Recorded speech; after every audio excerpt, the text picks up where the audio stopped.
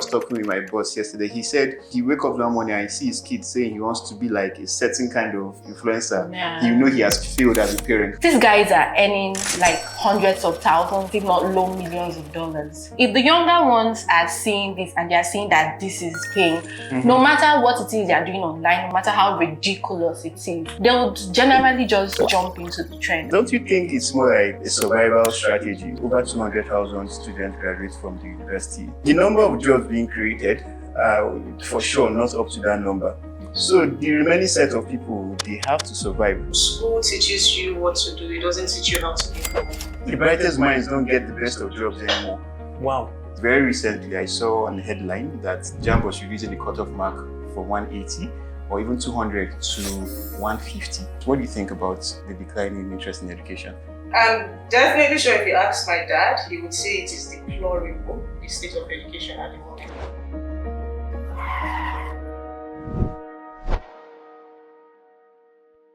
Hello everyone, this is CSEA Unscripted, a place where we try to keep it real and just the way it is, but then very importantly, we make sure it's very intellectual. Today we'll be talking about something very interesting that touches on our educational system, our value system, and the recent, decline in the interest in education. My name is Khalid, and I'm joined by... Hello everyone, I'm Deborah. Hi, my name is Munachi. Hi, I'm Chisom. Hello everyone, I'm Amanda. Hi. Just to be sure, is it okay to call you Muna? Yeah. All right. So I would like to start off with, I would like to get your thoughts. Do you think that there's a declining interest in education by younger chaps? And I'll try to put context into it. You remember sometimes there was this cool and scam narrative on social media.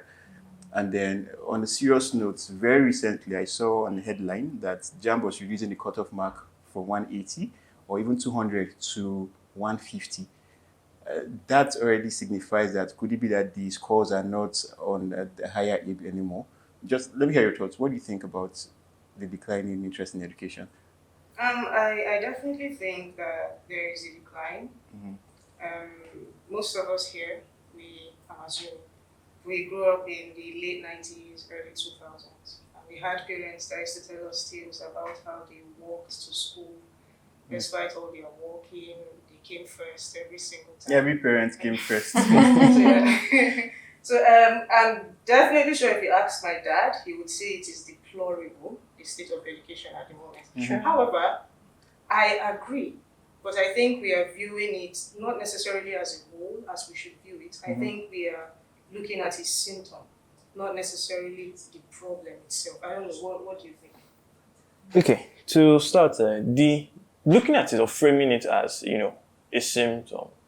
Now, it sort of makes it look like an issue. Now, to me, I think, it's just time. It's time and it changes with time, So originally, in our parents' time, like you said, there was this emphasis on you go to school, you climb the ladder, when you finish getting your job, probably they'll give you a car and a house and you get married and all the whole, linear progression in life. Right. But, in this generation, this day and age, you see where, you see somebody that's like 15, 16, a content creator, they go out, just act very funny. And then they come out and they are making money and buying cars for their parents. They don't even know how to drive to start with. I mean, they right now they call it the Olodo uprising, Oh yeah, it's been trending.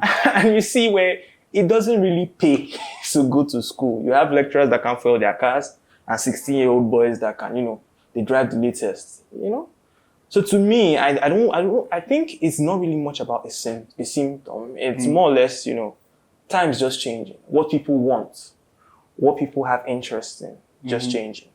The time or the incentive structure has moved away from, working hard and what have you.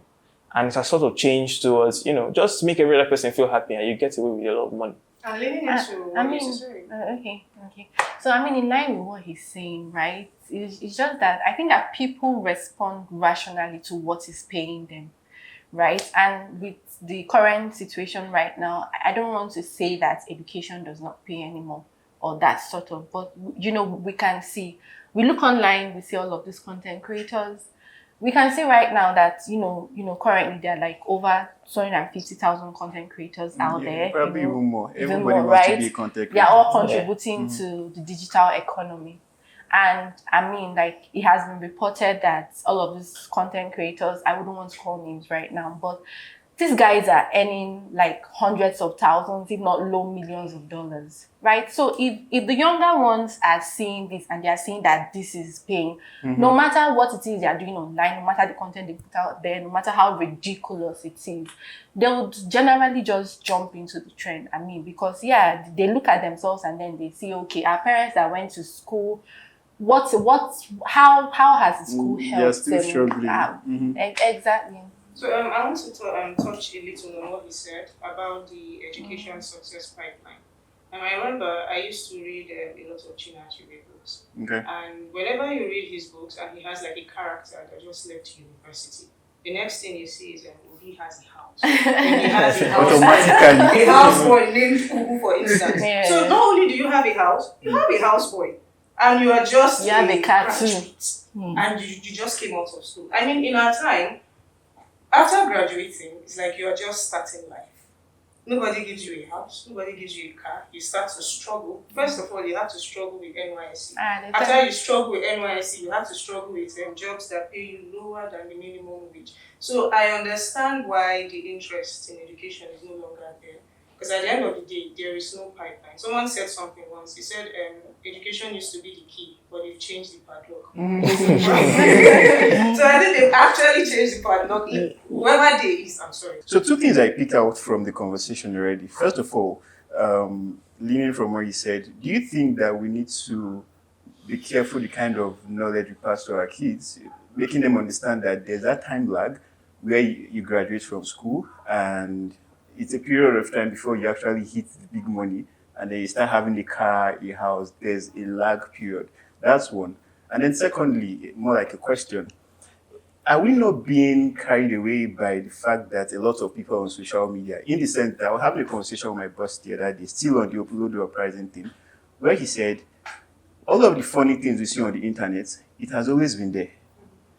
It's just that social media is now amplifying it and then probably paying them for it. And then does that also mean that, because I know that there are situations where there are still many people who go to school, doctors, engineer, whatever career, and they are doing well. So don't you think that it's just maybe social media projecting these things to look like it's... Well, I would like to say the social media, it's we are like the consumers and also the creators. And it depends on how people come on social media these days.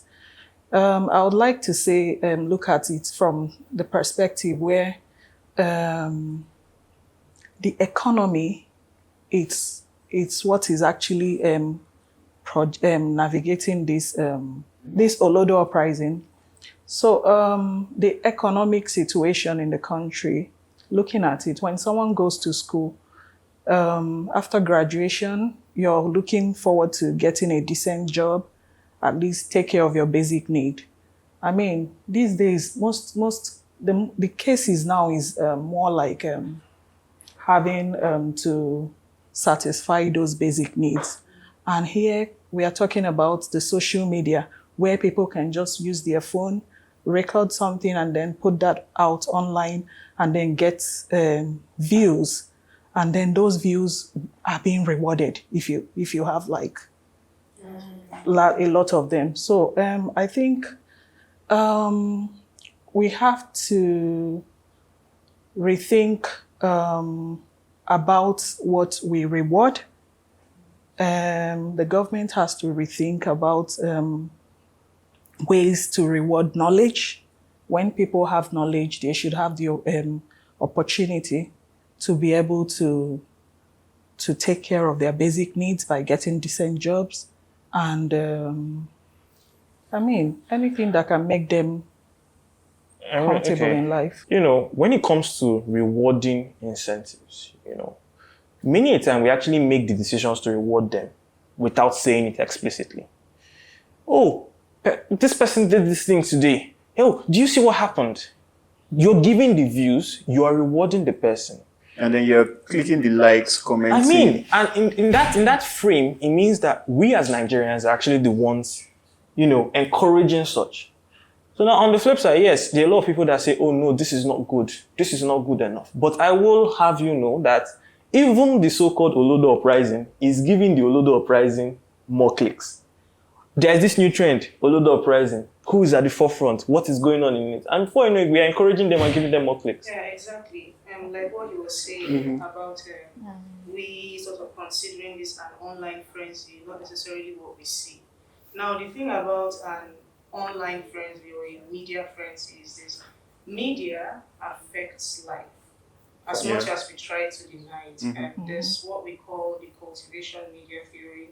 There's what we call the two-step media theory. Cultivation meaning you see whatever you see, you act out what you see, or the agenda setting theory. So the media tells you what to think about, tells you what to discuss. We are discussing the Olodo uprising now because the media told us to. So we cannot sweep under the rug the power that the media has over young children, especially young children. So the whole Olodo uprising thing, I genuinely think it is a serious issue. But like I said earlier, and like she said, it is a symptom.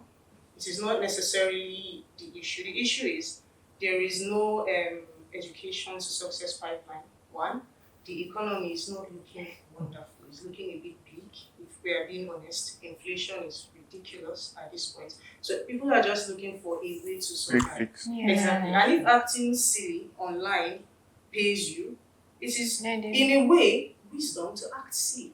Now the question is this same Olodo uprisers, sorry to say, that we are calling the silly set of people. The question is, are they not in a way smarter than some of us? Yeah, because they've cracked the money code. Yeah, they've been able to understand people, the system, and then try to Exactly. monetize it, get money off it. And then it takes skills to like To do they those have things. those things. Navigate They have that social videographers. media They have people who are like experts who take care of the Yeah. recordings and all that. It's not easy to get Yeah, money. it takes some You skill. try it. Picking up from institutions, don't you think the system, by virtue of whatever is happening in the economy, incentivizes these things? So let's look a little bit with numbers. So we know, just round estimates, about over 200,000 students graduate from the university it's not even every year, every period, let's say, every academic year. And then the number of jobs being created, for sure, not up to that number. So the remaining set of people, they have to survive. So don't you think it's more like a survival strategy? So, and then even the brightest minds don't get the best of jobs anymore. Wow. So it's more like they just have to find a way to survive. It is also what fuels the whole JAMB phenomenon. Right. Exactly. So if you stay here, you have basically sadly two options. It's either you take the hard grind, the long road, you suffer for a very long time, or you join the social media hustle. And then I have an opinion. I don't think this Olodo uprising is something to refer to as knowledge, people rejecting knowledge. It's more like the society has not created that pathways to reward knowledge, like economic opportunities for knowledge to be rewarded. True. So this is something. I sort of disagree with you. Right? I believe the Olodo uprising is rejecting knowledge. However, there is a strong correlation between poverty and decreased cognitive ability. Right? So we are rejecting knowledge by doing that. However, it is not necessarily something that we brought upon ourselves. It's something that situation. Wait, but then, calm down. Now we've been talking Well, about. I would like to. Let's hear her. Let's hear her. Okay. Talking about the situation, I mean, let's think deep into the economies we have to navigate. The present economy, I mean, there's a lot of challenges people face. I mean, it's commonsensical to say that someone, okay, if I just record something and then put it out and have large followers, I just earn my money, you know. So what we should be thinking about is how it's not. I mean, I think it's not like it's an opposing thing where education is fighting against Yeah, creators entertainment, in the entertainment industry. industry, yeah. But rather, if we should find a common ground where we complement each other. Edutainment. That's where I'm talking about. Sorry? Edutainment. Yeah, exactly. Education. So that common ground it should be what we're talking about here. Where these two industries goes away. Okay, let's begin to wrap up now. Let's talk alternative solutions. So we talked about government, private sector. So who do we think has the number one agenda, or let's say number one responsibility to drive people to have interest in education? Who do you say is the private sector, and how? Maybe push it to. Well, I think family.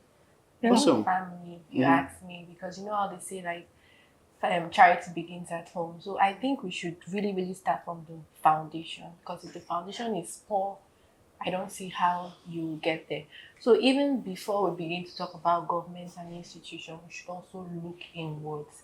How what do you do as parents? How have you tried, to provide education for your kids? What are you doing in your own little way to encourage this education? Yeah, so for me, I think Just to hit on what you said, I mentioned I was talking with my boss yesterday. He said, if his kid, he wake up one morning and he see his kid saying he wants to be like a certain kind of influencer, he has failed as a parent. Another thing is also to, regulate social media as well. Regulate things the content your kids see. Okay, so because I know that there's really no, you can't do it all on your own, because you might regulate it at home and your child gets to school. There's very little you can control as a parent. But I think that if you start it in your own little way, you regulate it, you try to, limit what they watch, how they view, who they are with, environment, also it matters as well. I think it will go a long way. And I also think attention should be paid to informal education as much as formal education. So how do you mean informal education? Okay. You don't have to go through school if it is something that you cannot attain. Yeah. Right. So there are countries where we have colleges. They are not necessarily universities. They are not as expensive, but they give you a degree. They teach you something. Like the diploma. Exactly. I think AEP tries. And that's what the AEP project tries is. to do. Okay, I would like to say also, the creator economy also requires Creative skills. economy. Yeah. So, and those skills we can inculcate them. Start like in school, children take up skills on how to do all those videography, share knowledge with their mates in school, how they can organize sittings like this and then have conversation that goes viral. From school, children can't take it the wrong way if these things start from the school. But then from my own point of view, I would say, like the previous, I don't know if it's still running, the whole change begins with me and you. I know largely, by and large, a lot of Nigerians love to frown upon whatever the government says. Because we're a bit there's antagonistic. that little trust in government. Yes, government legitimacy is one of the lowest, right? I know. But the truth of the matter is, we are the government in a democracy. If you do what you think is right, your children would see what you think is right. True. And even when they see it in another person's side, they will know that, no, this is not. You ask why I don't even have social media account. And then this is my mom, She makes it a point that, no, she doesn't want this kind of things to enter her head. She wants to be able to think about this certain kind of thing. She knows she wants to contribute, and it's sort of passed down to a lot of. And I think that if more Nigerians start to do that, we're going to be able to, curb some of these issues. And then this is not just about, saying, okay, I want to take care of my children. No. We have been saying the government should regulate. You are the government. And in you being the government, it also means you need to know about the government. You understand? You need to know, this is what we're a part of. This is what we're trying to build. We are saying, this is a value that we're trying to combat. This is not what we stand for as Nigerians. We won't want to stand for this. The well-meaning people shouldn't just say it. We shouldn't just listen for the viewers of this podcast. We need to move beyond listening and viewing to actually doing things. You do educational stuff, you post it out there. You think this thing is going to benefit somebody, you do it out there. You know, these are the kind of things that will help us come out of this mess. Yeah, I think I align with you to a great extent. Just like I mentioned earlier, that it's not like those funny acts on social media have not been there. They've always been there. But that doesn't mean that we've not had amazing people doing amazing intellectual stuff. So it's more like pushing out those kind of things more out there. Yeah, I believe that. Yes, I believe social media is a strength. I don't want us to demoralize it in any way. I just think it is how we use it. And I believe the curriculum should be updated, especially for children in school. So there are certain things that you should be taught. There are people that will tell you, school teaches you what to do, it doesn't teach you how to make money. So I believe that should be part of the curriculum, how to make money. Okay, now speaking about curricula. Okay. Don't speak away. No, because I mean. Okay, so yeah, let me try to end. Thank you very much for your time. It was amazing having you all here. I mean, amazing insights. I've learned a lot myself. And very importantly, be the change you want to see. Thank you very much. Merci. Amen.